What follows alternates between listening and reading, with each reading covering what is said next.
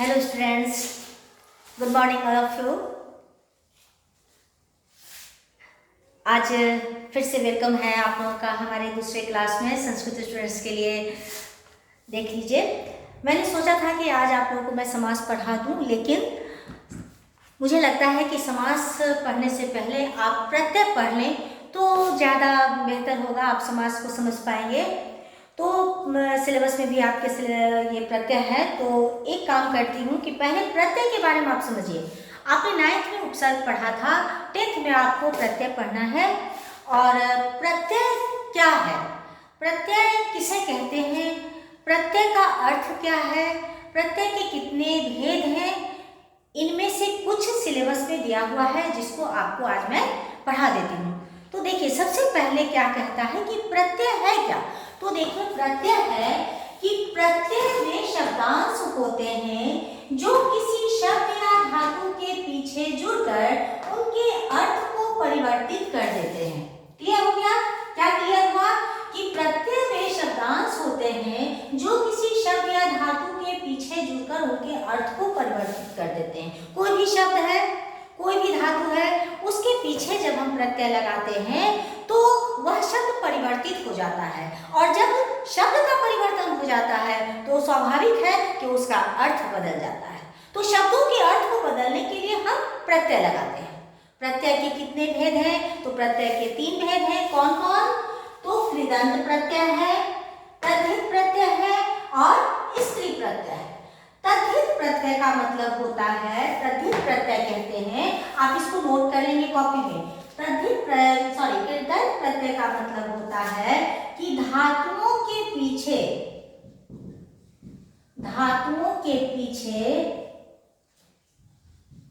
लगने वाला प्रत्यय।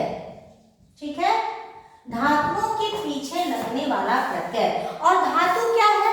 धातु कोई भी हो सकता है, जैसे पठ है, चल है, पठ है, चल है, गम है ना। कलम नहीं चल रही है ना, बड़ा मुश्किल है। पठ है, चल है, गम है, लिख है। इसी तरह से कोई भी धातु हो सकता है। उसके बाद है ये तद्धित प्रत्यय। तद्धित प्रत्यय में क्या होता है कि कोई भी शब्द के पीछे लगता है। जैसे शब्द कोई भी हो सकते हैं, जैसे फल हो सकता है, बुद्धि हो सकती है, उसके बाद अग्नि हो सकती है, कोई भी। उसके बाद है स्त्री प्रत्यय। स्त्री प्रत्यय होता है कि जब हम पुल्लिंग शब्दों को स्त्रीलिंग बनाते हैं, उस वक्त हमें स्त्री प्रत्यय का प्रयोग करना होता है। तो स्त्री प्रत्यय को जब हम करेंगे, जब हम पढ़ाएंगे, उस वक्त हम बताएंगे कि स्त्री प्रत्यय कैसे लगता है और स्त्री प्रत्यय में कौन कौन से प्रत्यय आते हैं। इसमें 2 प्रत्यय आते हैं, एक टाप प्रत्यय आता है और एक ईप प्रत्यय आता है, जिसको हम लोग बाद में पढ़ेंगे। आज हम पढ़ते हैं क्या? तो तद्धित प्रत्यय। तो तद्धित प्रत्यय ये पढ़ना है हम लोगों को आज। तद्धित प्रत्यय ये वाला, पहले इसको हम पढ़ते हैं। तद्धित प्रत्यय में क्या होता है, देखिए, पहले आप लिखिए, इसको नोट कीजिए। पहले आप आइए तद्धित प्रत्यय। ठीक है, तद्धित प्रत्यय में हम लोगों को पढ़ना है, क्या पढ़ना है? इसमें हम लोगों को पढ़ना है ठक प्रत्यय। ठक प्रत्यय पढ़ना है, फिर पढ़ना है त्व प्रत्यय पढ़ना है, त्व प्रत्यय पढ़ना है, तल प्रत्यय पढ़ना है, और पढ़ना है क्या? मतुप प्रत्यय पढ़ना है। मतुप प्रत्यय पढ़ना है। ये आपको चारों पढ़ना है। किसमें? इस तद्धित प्रत्यय में। ठीक है, अब इस चारों में से आज हम लेते हैं पहला कि ठक प्रत्यय क्या है। तो फर्स्ट नंबर में आप लिखिएगा ठक प्रत्यय। ठक प्रत्यय क्या है? ठक प्रत्यय में आप आइए, ठक प्रत्यय किसको बोलते हैं वो देखना है।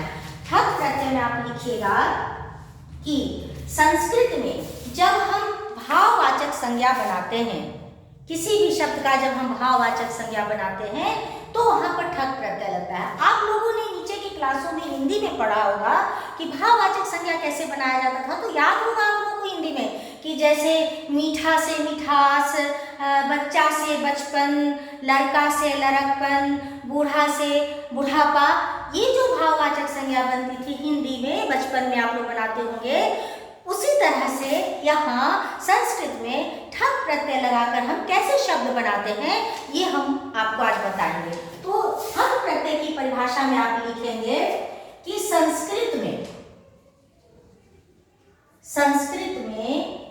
ठक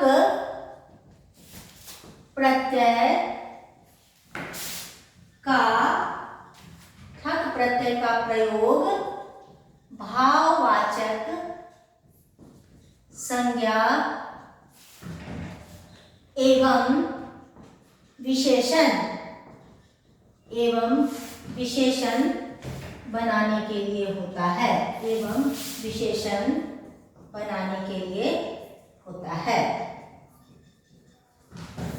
उसके बाद आइए लिखिए शब्द के साथ जुड़ने पर, लिखिएगा इसमें कि शब्द के साथ जुड़ने पर ठक का इक हो जाता है। समझ गए? अब ये हो गया। अब यहां पर हम आएंगे उदाहरण में आएंगे हम लोग।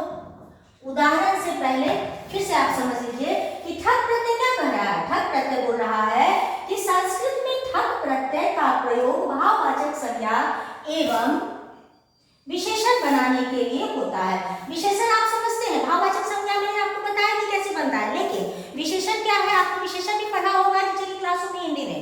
विशेषण क्या है? विशेषण लास्ट स्टेप है। पहले संज्ञा है, सर्वनाम है, तब विशेषण है। संज्ञा क्या किसे कहते हैं? संज्ञा कहते हैं किसी नाम, स्थान, जाति, स्थान इत्यादि को संज्ञा कहते हैं।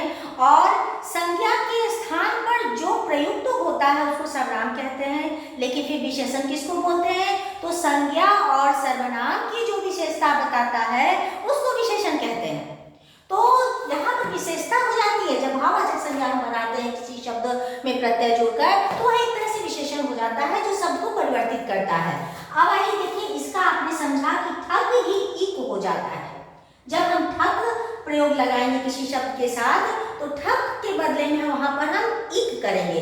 इक कैसे करेंगे सो देखिए। तो जैसे आपने लिखा धर्म जोड़ ठक, है ना, ये जो ठक है यही ठक ये इक हो जाता है। मतलब ठक नहीं बोलेंगे, ठक गौण हो जाएगा, ठक गुप्त हो जाएगा, ठक छुप जाएगा, ठक के बदले इक हो जाएगा और धर्म रहेगा। तो धर्म और इक क्या होगा? धार्मिक हो जाएगा।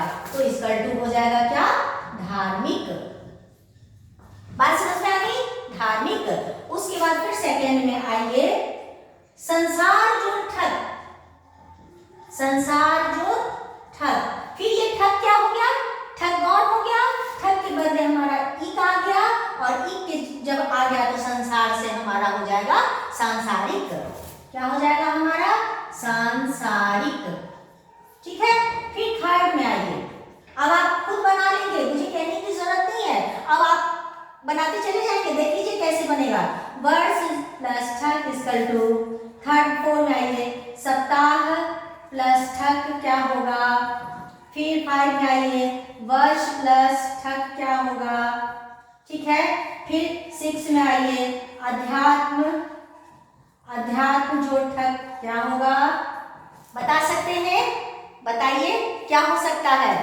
देखिए वर्ष जो ठक हो जाएगा वार्षिक, सप्ताह जो ठक हो जाएगा साप्ताहिक, वर्ष को मैंने लिखा है यहाँ पे मास कर दीजिए, यहाँ पे मास, सॉरी यहाँ पे हमने कहा वर्ष को मैंने लिखा है मास कर दीजिए यहाँ पे। तो यहाँ पर जब हमने मास कर दिया, यहाँ मास कर दिया तो क्या हो जाएगा? वर्ष जो ठक वार्षिक, सप्ताह जो ठक साप्ताहिक, मास जो ठक मासिक और अध्यात्म जो ठक आध्यात्मिक। बन गया ना? आसान है। फिर इसको देखिए ऐसे लिखेंगे, स्पेलिंग देख के लिखेंगे आप लोग, सही सही उतारिएगा आप लोग कॉपी में। वार्षिक, सप्ताह ठक हो गया साप्ताहिक हो गया, मास जो ठक हो गया मासिक और अध्यात्म जो ठक हो गया आध्यात्मिक, आध्यात्म जो ठक हो गया आध्यात्मिक, ये हो गया आपका ठक। ये ठक आपने पढ़ लिया। अब हम लोग चलेंगे त्व प्रत्यय में और तल प्रत्यय में। तो देखिए मैं यहाँ मिटा देती हूँ इसको, आप लोग नोट कर लीजिएगा। मैं फिर से इसको मिटा रही हूँ। त्व प्रत्यय में चलेंगे और तल प्रत्यय में हम लोग चलेंगे, ठीक है। तो अब आइए किसमें, त्व और तल में।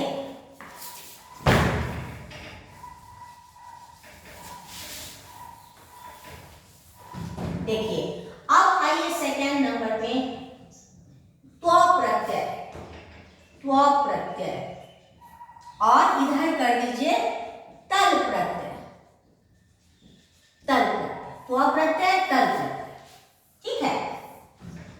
सीधे इसके उदाहरण में चलते हैं। इसको डेफिनेशन सिर्फ बता देती हूँ, आप समझ लेंगे डेफिनेशन, लिखने की जरूरत नहीं है। फर्स्ट में आइए, फर्स्ट में आइए, सेकेंड, थर्ड, सेकेंड, थर्ड। अब देखिए क्या है इसके डिफिनेशन में, नहीं जाना है, डिफिनेशन मैं आपको समझा देती हूँ, आप उससे ही समझ लेंगे। ये त्व प्रत्यय जो है ये त्व हो जाता है त्वम में। कैसे हो जाता है त्व? ये त्व बदल जाएगा त्वम में, ठीक है। और ये तल जो है यह बदल जाता है ता में, ठीक है। अब आप देखिए उदाहरण में आइए, उदाहरण से समझिए। मूर्ख जोड़ त्व क्या हो जाएगा? त्व की जगह त्वम लिखेंगे, मूर्ख ऑलरेडी रहेगा ही, त्व की जगह त्वम लिख देंगे तो हो जाएगा मूर्खत्वम, ठीक है, समझ गए।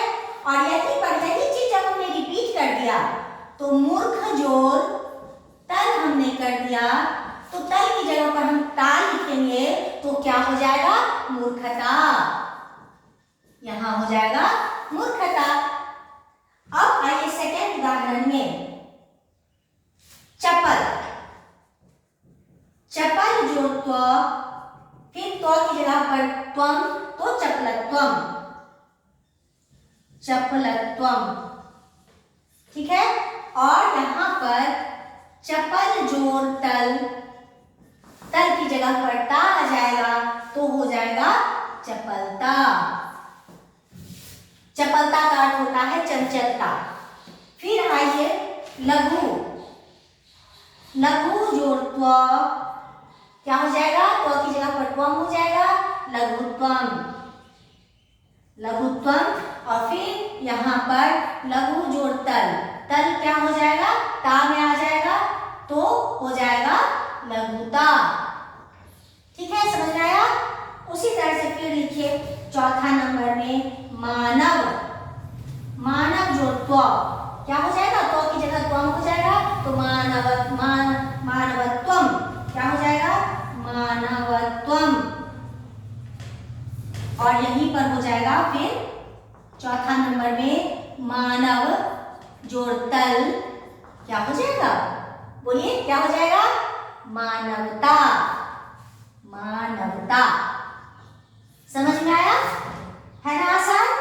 तब आप लोग परेशान थे कि कैसे पढ़ेंगे मैडम, प्रत्यय कैसे समझ में आएगा, बिल्कुल समझ में नहीं आ रहा है, समझ में आया। अब आइए देखिए, ये आप दोनों ने पढ़ा, त्व पढ़ लिया, तल पढ़ लिया, ठक पढ़ लिया। अब हम लोग आएंगे मतुप प्रत्यय में। तो मतुप प्रत्यय क्या करता है? ये थोड़ा सा लेंदी है लेकिन आसान है, लेंदी है लेकिन आसान है। इसको सिर्फ समझ लेंगे आप तो फिर आपको कहीं पर कोई परेशानी नहीं होगी। तो देखिए कैसे बनता है मतुप प्रत्यय। देखिए अब आइए चौथे नंबर में मतुप प्रत्यय, मतुप प्रत्यय।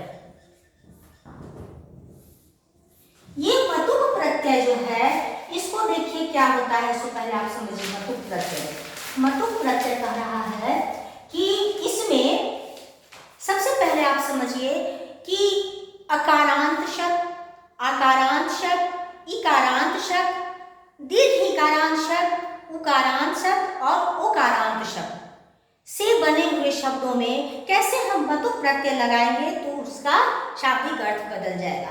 ये जो प्रत्यय है मतु प्रत्यय, ये तीनों लिंगों में होता है, पुल्लिंग में भी, स्त्रीलिंग में भी और नपुंसक लिंग में। अब आइए अकारांत कहेंगे आप कि अकारांत क्या होता है मैम और आकारांत क्या होता है मैम, इकारांत क्या होता है मैम। तो आपने बचपन में पढ़ा होगा, प्री नर्सरी वगैरह में पढ़ा होगा, उसी को फिर आज रिपीट करने की जरूरत है। अकारांत मतलब अ आ हर्ष दीर्घ हर्ष दीर्घ जो आपने पढ़ा, तो वैसे शब्द जिनको बोलने के बाद अंत में अ आता है वह अकारांत शब्द होता है, जिनको बोलने के बाद आ आता है वह आकारांत शब्द होता है। जैसे मान लीजिए हमने आपको बोला फल, फल और फल, तो जब हमने आपने इस फल को प्रयोग किया फल, तो लॉ जो लास्ट में आया लॉ, लॉ में अ है तो वही अकारांत है। फिर हमने लिखा दया, कृपा, तो कृपा बोला, दया बोला, तो आ बोला ना, तो आ आया, अ के बाद आ आया, ये आ हो गया आकारांत। फिर इकारांत, छोटी ई वाला इकारांत, तो जिसमें हर्षिकार की मात्रा होती है, लेफ्ट हैंड से जो मात्रा हम लिखते हैं कोई, वह इकारांत होती है। और दीर्घ इकारांत मतलब बड़ी ई की मात्रा अर्थात राइट हैंड की जो मात्रा होती है, वह उनसे बने शब्दों को हम इकारांत कहते हैं। और उकारांत अर्थात ऊपर की मात्रा जो होती है, जिसको हम हर्षऊ कहते हैं, जैसे आप कुमार लिखते हैं, ऐसे कुमार लिखते हो, तो ये जो हर्षुकार की मात्रा है इसको हम उकारांत बोलेंगे, ठीक है। और ये दुगुकार की मात्रा, जैसे हमने वधु लिखा, तो ये दुगुकार की मात्रा हुई, ये हो जाएगा दुर्गु उकारांत शब्द। क्लियर हो गया। अकारांत, आकारांत, इकारांत, दीर्घिकारांत, उकारांत, ओकारांत। उसी तरह से जहां ओ की मात्रा होगी, जैसे गो, तो गो हो गया तो ये ओकारांत हो जाएगा। समझ में आया। यही चीज हमको यहाँ पर लाना है कि अकारांत और आकारांत में हमको क्या करना है। शब्द कैसे समझ में आएगा, अकारांत इकारांत आपको क्लियर हो गया होगा। अब आइए ध्यान से देखिए, अब आप देखिए पहला में आइए अकारांत शब्द, ध्यान देके पढ़ेंगे आप लोग। अकारांत शब्द, अकारांत शब्द में पहले आप 3 कॉलम बना लेंगे, 4 कॉलम बना लीजिए, 4। तो 4 कॉलम आपने बनाया ना, 1 2 3 और 4 बन गया। इसको आप कॉलम बना लीजिए ऐसे करके, तो क्लियर रहेगा आप लिखने में। क में लिख दीजिए क्या, शब्द जोड़ मतुक लिखिए, शब्द जोड़ मतुक लिखा आपने। उसके बाद यहां लिखिएगा पुल्लिंग, ठीक है, यहां लिखिएगा स्त्रीलिंग और यहां लिखिएगा नपुंसकलिंग, ठीक है। और पुल्लिंग में ब्रैकेट में वान लिख दीजिए, यहां वती लिख दीजिए, यहां वत लिख दीजिए। और यहां पर क्या लिखिए, ब्रैकेट में इस अकारांत के बगल में लिखिएगा कि अकारांत और आकारांत शब्दों में वान होता है और इकारांत, दीर्घिकारांत, उकारांत, दुर्गुकारांत, ओकारांत, ओकारांत में मान। समझ गए क्या है कि अकारांत और आकारांत ये जो 2 शब्द होंगे, जब इसमें हम बनाएंगे तो वान का प्रयोग करेंगे, लेकिन इन दोनों के बाद जब इन तमाम में हम मान का प्रयोग करेंगे। ये आपको ध्यान में रखना है कि हमको अकारांत और आकारांत में वान और बाकी में हमको वान लगाना है। अब हम उदाहरण में चलिए, उदाहरण में मान लीजिए ये कौन, पहला नंबर था, फर्स्ट नंबर था, ये क नंबर में आइए। जैसे देखिए फल जोड़ मतुक, ठीक है। तो फल और मतुक पे जब बनाया, तो फल में जब हमने पुल्लिंग लगाया तो मतुक की जगह पर वान आया, ठीक है। तो पुल्लिंग में वान लगाकर क्या बन जाएगा, यहाँ बन जाएगा फलवान। फिर फलवान से हमको स्त्रीलिंग में बनाना है, फलवान पुल्लिंग शब्द हो गया, पुल्लिंग से स्त्रीलिंग में कन्वर्ट करना है, तो यहाँ वती लगाना है, तो क्या हो जाएगा फलवती, क्या हो जाएगा फलवती। फिर नपुंसक लिंग में वत हो जाएगा तो क्या हो जाएगा? फलवत। समझ गए? फिर सेकेंड में आइए। सेकेंड कह रहा है रूप जोर मतुक, रूप जोर मतुक, रूप जोर मतुक। ग में आइए धैर्य जोर मतुक, धैर्य जोर मतुक। घ में आइए क्या है? बल जोर मतुक, बल जोर मतुक। अब आप बताइए क्या होगा? जब आपने फल का बनाया वैसे ही तमाम इनको भी बनाना है। तो रूप जोर मतुक, रूपवान, रूपवती, रूपवत, धैर्यवान, धैर्यवती, धैर्यवत, बलवान, बलवती, बलवत। ठीक है, लिखिए इसको। क्या लिखेंगे यहाँ पर? रूपवान, रूपवती, रूपवत, धैर्यवान, धैर्यवान, धैर्यवती, धैर्यवत। बलवान में बोलिए, बलवान में बल जोर मतुक, बलवान हुआ बलवान, बलवती, बलवत। हो गया क्लियर? मुझे तो नहीं लगता है कि आप लोगों को कहीं पर डाउट होगा। इसी तरह से आप अकारांत शब्दों में चलिए। इसी तरह से क्या करेंगे? आप लोग कॉलम बना लेंगे, 4 कॉलम, और इनको मैं मिटा रही हूँ। समझ गए? इनको मिटाने के बाद मैं फिर अकारांत शब्दों में चलती हूँ। इसको मिटा दीजिए। आप लोग तब तक कॉलम बना लीजिए। 4 कॉलम बनेंगे।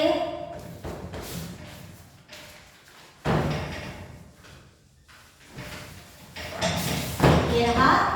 और इसको क्या करना है वो देखिए। ये अकारांत लिखा है ना, इसमें आकार लगा दीजिए। अकारांत हो जाएगा, यहाँ सेकंड नंबर चेंज कर दीजिए। बाकी सारा वही रहने दीजिएगा लिखा हुआ जैसे है वैसे। अब अकारांत शब्दों में आइए। ख लिखिए श्रद्धा, श्रद्धा जोर मतुक, श्रद्धा हो गया। दया जोर मतुक, दया जोर मतुक, दया जोर मतुक हो गया। उसके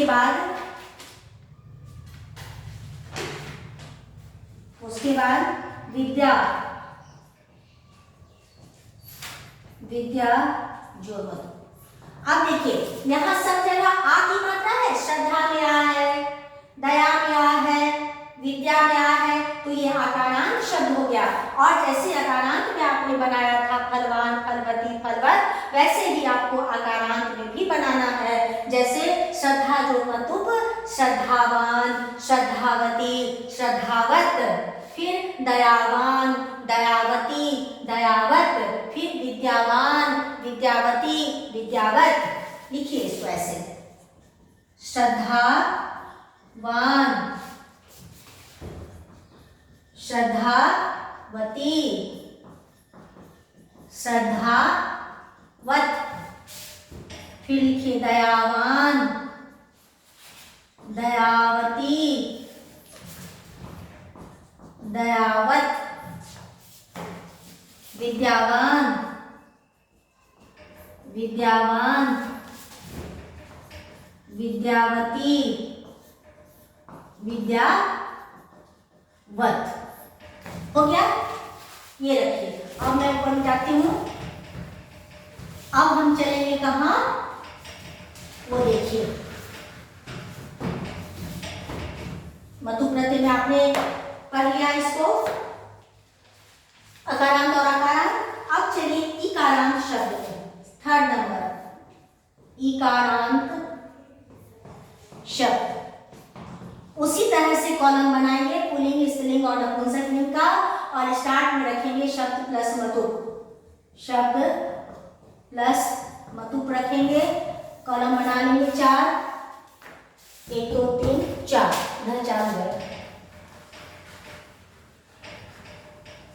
इधर 4। अब यहाँ पे हम पुल्लिंग लिखते हैं, स्त्रीलिंग लिखते हैं और नपुंसक लिखते हैं। लेकिन याद रखना है यहाँ क्या कि अकारांत और अकारांत में वान लगाना था, अब मान लगा देना है। यहाँ से मान, मति और मत, इसी चीज को इसमें ध्यान रखना है। अब आइए पहला क में आइए इकारांत में अग्नि, अग्नि जोड़ मतु। ख में आइए गति जोड़ मतु। ग में आइए बुद्धि जोड़ मतु। अब ध्यान दीजिए, यहाँ देख रहे हैं हर जगह हर शिकार की मात्रा है, लेफ्ट हैंड आ रहा है, अग्नि में, गति में, बुद्धि में, तो ये इकारांत शब्द हो गया। अब आइए मतु के साथ क्या हो जाएगा, तो यहाँ हो जाएगा अग्निमान, यहाँ हो जाएगा अग्निमान, अग्निमति, अग्निमत। फिर उसी तरह से यहाँ बना देंगे गतिमान, गतिमति, गतिमति, गतिमत, गतिमत। फिर से यहाँ पर हो जाएगा बुद्धिमान, बुद्धिमान, बुद्धिमति, बुद्धिमत। क्लियर हुआ? इसी तरह से हम फिर क्या करेंगे, इसको हो गया, ये हो गया इकारांत। फिर आइए इनको करने के बाद फिर इसको हम मिटाते हैं, नोट करते जाएंगे आप सब लोग, इसको करते जाएंगे। ये हो गया इकारांत। अब हम लोग चलेंगे, नंबर बदल दीजिए, यहाँ 4 नंबर और दीर्घ इकारांत कर दीजिए। दीर्घ इकारांत का मतलब होता है राइट हैंड में हम कैसे चलेंगे। अब आइए राइट हैंड में हम कैसे चलेंगे, तो देखिए दो ही रहने दीजिए, दो ही में आप समझ जाएंगे। श्री जोड़ मतुप और धी जोड़ मतुप, धी जोड़ मतुप। श्री जोड़ मतुप क्या बनेगा, मान लगा के, सब लोग आप लोग बोलते भी हैं इस चीज को, श्रीमान बना ना, श्रीमान। स्त्रीलिंग में भी बोलते हैं आप लोग, क्या बोलते हैं, श्रीमती। और नपुंसक लिंग में हो जाएगा श्रीमत। धीमान हो जाएगा धीमान। धीमान का अर्थ होता है बुद्धिमान, धी का मतलब बुद्धि, धीमान। फिर से धीमती, धीमत। क्लियर हो रहा है ना? ठीक है।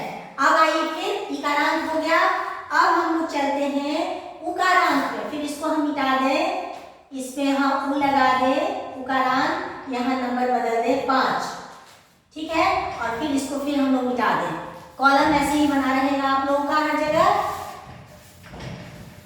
और फिर देखिए क्या होगा, उकारांत में हम लोग क्या करते हैं, सो देखिए हनु जोड़ मतु, ठीक है। उसके बाद मधु जोड़ मतु हो गया। हनु जोड़ मतु, हनु में मान लगा देंगे, क्या हो जाएगा, सब लोग जानते हो, और बोलो फटाफट, हनुमान। हाँ, हनुमान, हनुमति, हनुमति, हनुमत। हो रहा ना, बना ना। अब मधुमान, इसी तरह से हनुमान की तरह मधु बना देंगे, क्या बना देंगे, मधुमान, मधुमती, मधुमत। बन गया ना। अब इसी तरह से उकारांत ये बन गया। उकारांत में अब दुर्ग उकारांत बनाएंगे, मतलब बड़ी ऊ की मात्रा नीचे की तरफ से। यहाँ फिर हम बदल देते हैं, 6 मार्क्स दे देते हैं इसमें, और फिर इसको मिटा देते हैं। इसमें एक ही रहने दीजिए, एक ही है पाठ्यक्रम में दिया हुआ, तो उसको अभी तत्काल पढ़िए। फिर आगे जब हम लोग क्वेश्चन आंसर करेंगे उसमें हम लोग फिर आगे बाकी बताएंगे, अभी तत्काल सीखने के लिए कर लीजिए। तो ये हो गया आपका।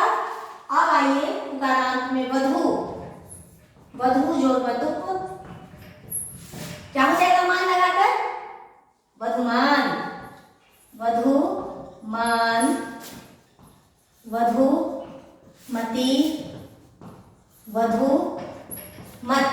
हो गया। अब आइए 7 नंबर में ओकार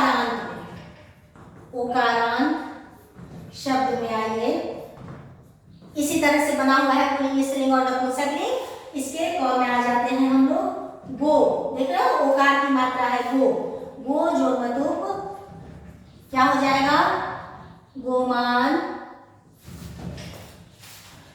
गोमती, गोमत, हो गया। ये आप नोट कर लेंगे कॉपी में। अब तद्धित प्रत्यय के बाद आपका रह गया कौन सा, रह गया आपका स्त्री प्रत्यय, जो अगली क्लास में हम आपको फिर से करा देंगे। जब भी हम क्लास लेंगे अगला, तो हम आपको इसमें स्त्री प्रत्यय बता देंगे। तब तक के लिए इसको सारा लिख लेंगे आप लोग संस्कृत कॉपी में। लिखने के बाद इसको बार बार आप लोग रिपीट करिएगा, पढ़िएगा, तो याद हो जाएगा। बहुत ज़्यादा रटने की जरूरत नहीं है, इसको समझिएगा और लिखिएगा, बनाइएगा। फिर अगले दिन स्त्री प्रत्यय पढ़ाने के बाद मैं इसका जो क्वेश्चन आंसर कैसे पूछा जाता है बोर्ड में वो बता दूंगी। तब तक के लिए थैंक्स।